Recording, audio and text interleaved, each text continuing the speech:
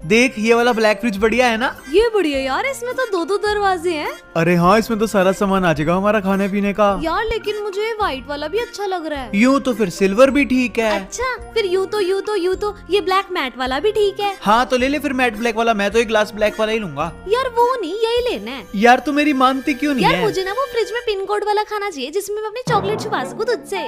यार तू चॉकलेट के लिए ये वाला फ्रिज ले रही है? अरे ये ले तू, ये 10 रुपए रख जा, जितनी चॉकलेट खानी है तू खा ले। फ्रिज तो अपन यही वाला लेंगे। अच्छा ठीक है, मैं इसकी चॉकलेट लेकर आ रही हूँ, तू करा ले वो वाला फ्रिज पैक, हम वही वाला लेंगे। बाय। चलो हो गया काम। फ्रिज तो यही वाला लेंगे हम, है ना सब्सक्राइबर? सही है ना?